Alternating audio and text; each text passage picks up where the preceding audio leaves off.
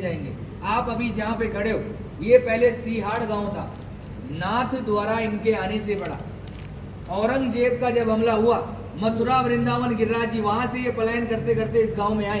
बीच में बहुत सारे गांव पड़े, किसी भी राजा ने इनको शरण नहीं दी, क्योंकि सब औरंगजेब के अधीन हो गए थे।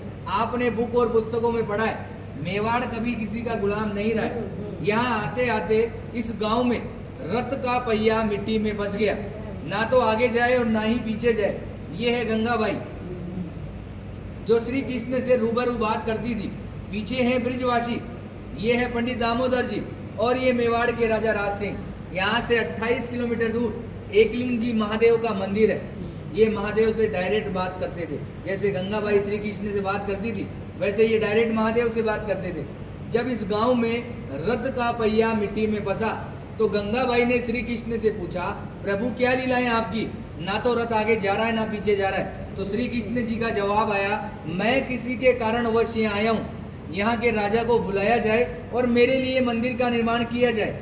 गंगाबाई ने ये बात पंडित दामोदर जी को बताई, और पंडित दामोदर जी ने मेवाड़ के राजा राज सिंह को बुलाया और कहा कि हमारे प्रभु पधारे, क्या इनको शरण मिल सकती है। तो राजा राज सिंह ने जवाब दिया, मैं मेरे गुरु आराध्य से पूछता हूँ, अगर वो इजाजत देंगे तो मैं मंदिर का निर्माण करवाऊंगा। ये महादेव के पास गए और बोला, प्रभु आपके मित्र और सखा पधारे, क्या इनको शरण मिल सकती है।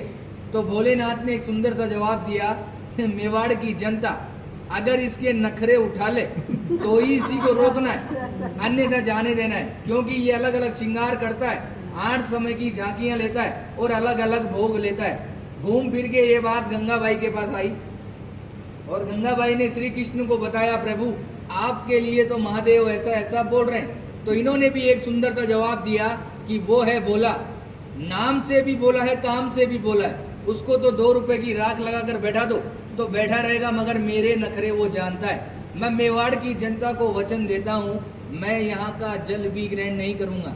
आज भी जल यमुना नदी से आता है, सीधा मंदिर में रखाया जाता है, मंदिर में जो झारी जी भराई जाती है, और उसी जल का जो प्रसाद बनता है वही ठाकुर जी ग्रहण करते हैं। आप लोगों का जो प्रसाद होता है वो बाहर दिखाकर बाहर ही बांट दिया जाता है। कहते हैं किसी के कारणवश ये आए, मीराबाई की कजन सिस्टर अजब कंवर बाई साहब, इनके साथ पासे खेलती थी चौपट।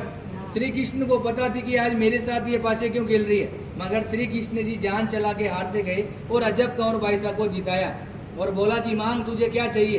तो अजब कंवर बाई साहब ने कहा कि आप मेरे मेवाड़ में पधारिए।